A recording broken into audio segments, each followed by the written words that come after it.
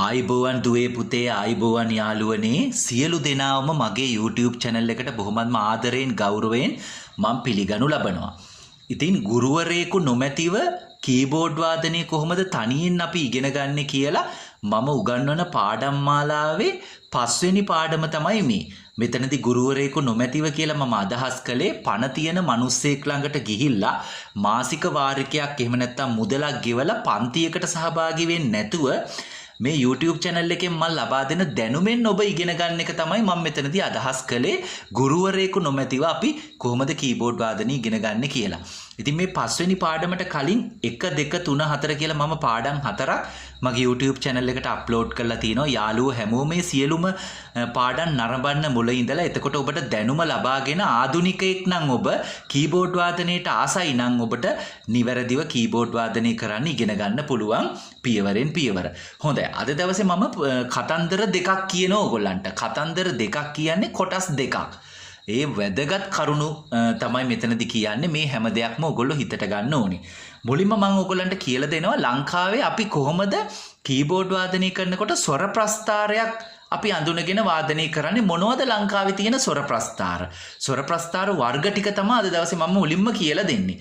දැන් අපි දන්නවා ඕනම කෙනෙක් කීබෝඩ් වාදනය කරන්න යනකොට ලංකාවේ ඉන්න අති දක්ෂම කීබෝඩ් වාදන ශිල්පියා පවා මුලින්ම ඔය නිල් අහස් තලේ Twinkle Twinkle Little Star Are You Sleeping වගේ පොඩි පොයම්ස් ප්ලේ කරලා තමයි අද ඔය තැන ඉන්නේ. එතකොට මුලින්ම අපි කරන්නේ ආදරණීය අම්මේ තාත්තේ දුවේ පුතේ යාළුවනේ පොඩි ස්වර ප්‍රස්ථාරයක් කොහෙන් හරි වාගෙන ඕක තමයි වාදනය කරන්නේ. දැන් මගේ අතේ තියෙනවා මම ලියපු ස්වර ප්‍රස්ථාර තුනක්. මං හිතන්නේ ඔයගලන්ට පේන්න ඕනේ. දැන් මෙතන තියෙනවා මේ එක කියලා දාලා මේකේ මේ මියුසික් බාර් එක ඇතුලේ තියෙනවා සරිගරි සරිගම සගමද පා කියලා ඉරි කෑලි තුනකුත් දාලා සිංහල අකුරෙන් ලියලා තියෙනවා ස්වර ප්‍රස්ථාරය.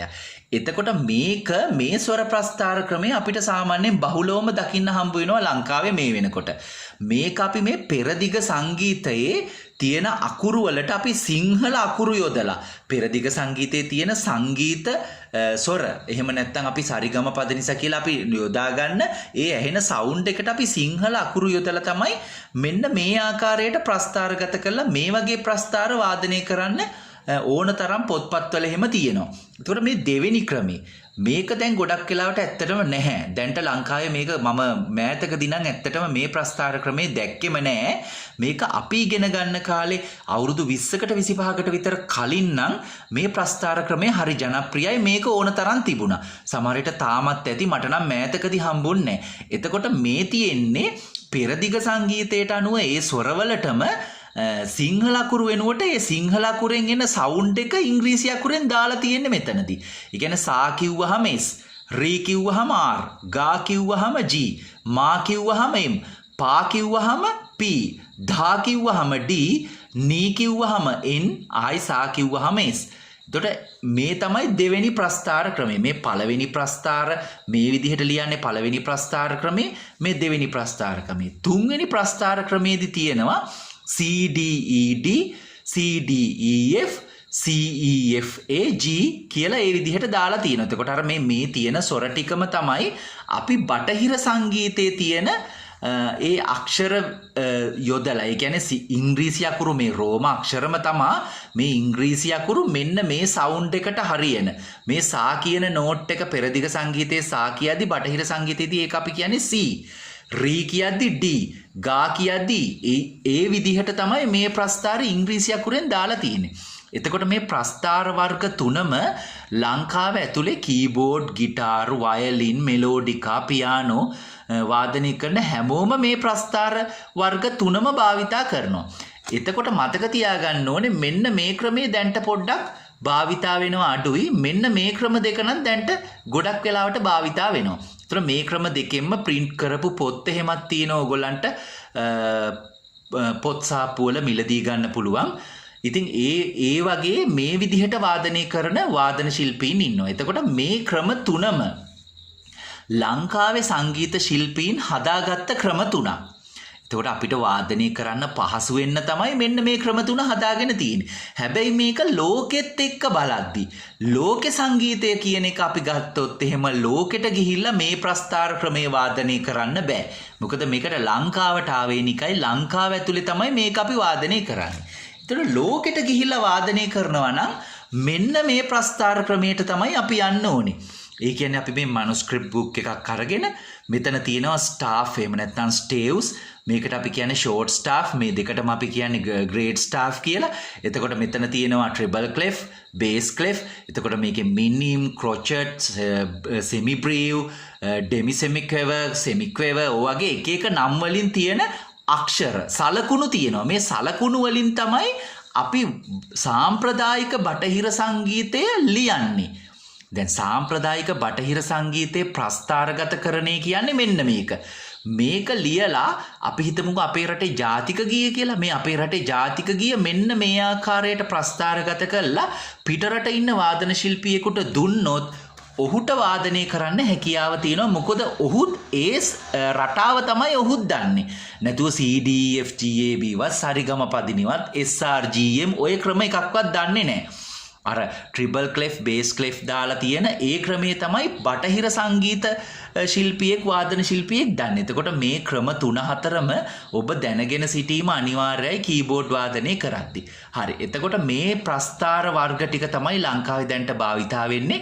ඉතින් මේ දුවල පුතාලට අපේ ආදරණීය සහෝදරයෝ හැමෝටම මේ ප්‍රස්ථාර එක එක වර්ගයේ ප්‍රස්ථාර හම්බ වෙනවා. ඒ හැම දෙයක්ම හොඳින් අධ්‍යයනය කරන්න, අධ්‍යයනය කරලා Tamanට වාදනය කරන්න ඉගෙන ගන්න පුළුවන්.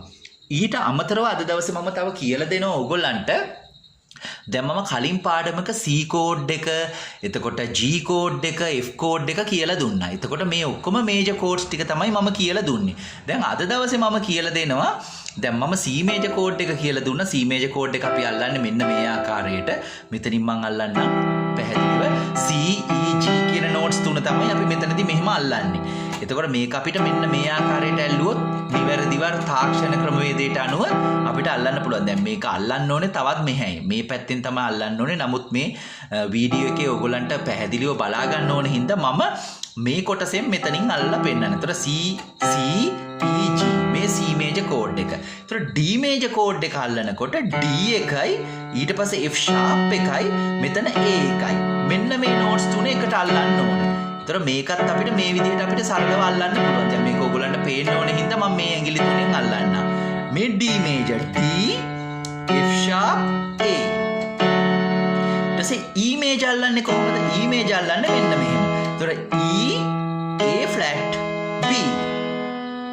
මෙන්න මෙහෙම. මේක තමයි E major අල්ලන ක්‍රමය. ඊට පස්සේ F major අල්ලන්නේ මෙතන F එක, මෙතන A එක, මෙතන C එක. මෙන්න මේ නෝට්ස් තුන තමයි F මේජර් අල්ලද්දි අල්ලන්නේ. G මේජර් අල්ලද්දි G B D මෙන්න මේක. ඒතර A මේජර් අල්ලද්දි A මෙතන තියෙනවා C sharp එක, මෙතන ආයි තියෙනවා E. මේ විදිහට අල්ලන්නේ. ඊට පස්සේ B මේජර් අල්ලද්දි B එකයි, ඊට පස්සේ මෙතනින් අපි අල්ලනවා E flat එක, මෙතනින් අපි මෙහෙම අල්ලනවා F sharp එක. දැන් හිතන්නකෝ මෙහෙමයි අල්ලන්නේ. එතකොට මේක මම මෙතනින් අල්ල පෙන්නන ඔයගොල්ලන්ට පැහැදිලි වෙන්න. මේ තියෙන B මේජර්. දැන් කොහොමද අපි මේජර් කෝඩ්ස් ටික ආය ප්‍රධාන නෝට්ස් තුනේ නෝට්ස් 7. ඒ කියන්නේ සුද්ධ ස්වර 7. C D E F G A B කියන සුද්ධ ස්වර 7ට අදාළව මේජර් කෝඩ්ස් 7 කොහොමද වාදනය කරන්න කියලා අපි බලමු. මේ තියෙන C මේජර් කෝඩ් එක. C මේජර් කෝඩ් එක කොහොමයි වාදනය කරන්නේ? D මේජර් කෝඩ් එක, E major chord එක, F major chord එක, G major chord එක, A major chord එක,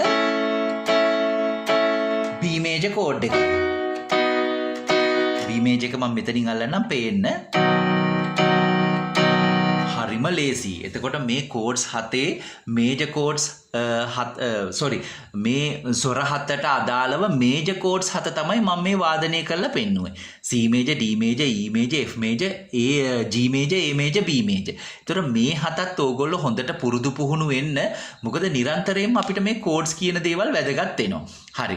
දැන් මේ මේජර් කෝඩ්ස් 7 පුරුදු නම් ඊට පස්සේ අපිට පුළුවන් මේ ස්කේල්ස් දෙකක් භාවිතයි. කියන්නේ මේ ස්වර 12 කොටස් දෙකක් භාවිතා කරලා අපිට මේක පොඩ්ඩක් පොඩි පංච් එකක් දෙන්න පුළුවන්. දැන් මෙන්න මේ වගේ. දැන් මෙතනිනුත් අපි C මේජර් අල්ලනවා. මෙතනිනුත් C මේජර් අල්ලනවා නේ.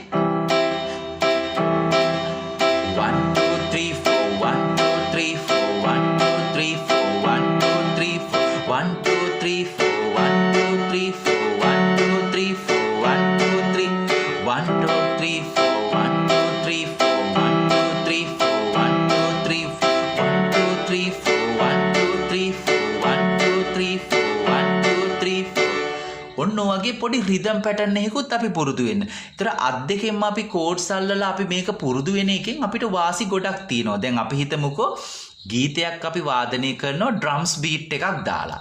ඒතර ඩ්‍රම්ස් බීට් එකක් දාලා මෙතනින් අපේ යනවා අපි වම් අත පැත්තේ මේ කෙරෝලෙන් අපි කෝඩ් එකක් ඇල්ලුවට පස්සේ මේ කීබෝඩ් එකේ ඔටෝමැටිකලි ඒ කෝඩ් එක ප්ලේ වෙනවා ඩ්‍රම්ස් බීට් එකත් එක්ක. ඒතර අපිට පොඩි රිද්ම් පංච් එකකුත් එක්ක අපිට පොඩි තව රිද්ම් එකක් ගහන්න පුළුවන් මෙහෙම. 2 3 මේක ඇවිල්ලා 4න් 4. ඒ කියන්නේ 4/4 රිද්මේට අදාළව තියෙන රිද්ම් එකක් තමයි මේ අපි ගහන්නේ මේ. 1 2 3 4 1 2 3 4 1 2 3 4 1 2 3 4 1 2 3 4 1 2 3 4 1 2 3 4 2 3 4 1 2 3 4 1 2 3 4 1 2 3 4 1 2 3 4 1 2 3 4 1 2 3 4 ඔන්න වගේ. එතකොට මේ කොටස් දෙකෙන්ම අපි එකම කෝඩ් එක අල්ලලා අපි අර 1 2 3 4 කියන රිද්මේට අපි වාදනය කරනවා. ඉතින් මේ දේවලුත් ඕගොල්ලෝ පොඩ්ඩක් පුරුදු වෙන්න. එතකොට අපිට ඉස්සරහට කීබෝඩ් වාදනය කරනකොට කීබෝඩ් එකට අදාළ කරන කෝඩ්ස් පැත්ත ඔටෝමැටිකලි අපිට හදාගන්න පුළුවන්. ඒතකොට නොටේෂන් ප්ලේ කරනවා වගේම කෝඩ්ස් වාදනයත් අනිවාර්යෙන් මේකේ වැදගත් වෙනවා. හැමතිස්සෙම මතක තියාගන්න ඕනේ අපි ඒක පුද්ගල වාදනයක් කරනවා නම් සෝලෝ ප්ලේයර් කෙනෙක් නම් සෝලෝ ආටිස්ට් කෙනෙක් නම් අපි අනිවාර්යයෙන්ම වම් අතින් කෝඩ්ස් වාදනය කරන ගමන් දකුණු අතින් අපි නොටේෂන් එක ප්ලේ කරන්න ඕනේ. එතකොට අපිට සපෝට් එකක් දෙනවා කීබෝඩ් එක. ඒකේ බීට් එකක් අපිට දාලා ඩ්‍රම්ස් බීට් එකක් දාලා පර්කෂන් පැත්ත දාලා රිද්ම් බේස් දාලා අපිට බ්‍රේක් එකක් දාලා ලස්සනට ඒ ප්‍රෝග්‍රෑම් එක අපිට මේ කීබෝඩ් එකෙන් අරන් දෙනවා. දැන් අපි බෑන්ඩ් එකක අපි හිතමුකෝ 6 දෙනෙක් විතර සෙල්ලම් කරන කොස්ටික් බෑන්ඩ් එක බීට් බෑන්ඩ් එක අපි සෙල්ලම් කරනවා නම් අපිට මේ පැත්තෙන් කෝඩ්ස් වාදනය කරන්න අවශ්‍ය වෙන්නේ අපිට මේ දකුණතින් හෝ වමතින් ස්කේල් දෙකකම අපිට නොටේෂන් වාදනය කරන්න පුළුවන්. මොකද හේතුව අපිට කෝඩ්ස් වාදනය කරන්න සංගීත කණ්ඩායමක රිද්ම් ගිටාර් වාදකයා සහ බේස් ගිටාර් වාදකයා ඉන්නවා. එතකොට පාට් එකත් අපිට සම්පූර්ණයෙන් වාදනය කරන්න ඕනේ නැහැ සින්දුවේ. ලීඩ් ගිටාර් වාදකයාත් එක්ක අපි පාට් එක බෙදාගෙන තමයි ප්ලේ කරන්නේ. නමුත් අපි තනියෙන් වාදනය කරනවා නම් මේ හැමදේම අපි තනියෙන් කරන්න ඕනේ. එතකොට කීබෝඩ් වාදනය කරනවා කියන්නේ ලේසි සෙල්ලම් වැඩක් නෙමෙයි. මේක ලොකු වගකීමක් තියෙන වැඩක්. මේ ඔක්කොම ටික තනියෙන් කරන්න පුරුදු වුණාට පස්සේ පොඩි කොටසක් අපිට කරන්න කියන එක කිව්වොත් කවුරු හරි එතකොට අපිට හරිම ලේසි වෙනවා. ඉතින් ඒ හින්දා මගේ ආදරණීය යාළුවෝ පුංචි දුවල පුතාලා පුළුවන් තරම් මහන්සි වෙන්න මේකේ තියෙන අමාරු කොටස ටික ටික ඉගෙන ගන්න. අමාරු ටික ඕගොල්ලන්ට පුළුවන් වුණොත් ලේසි ටික කොහොමත් පුළුවන්. ඉතින් අද දවසේ මගේ පාඩම ඕක තමයි. මේක තමයි 5 වෙනි පාඩම. මම හැකි ඉක්මනින් ඔබට 6 වෙනි පාඩමත් අරගෙන එන්නම්.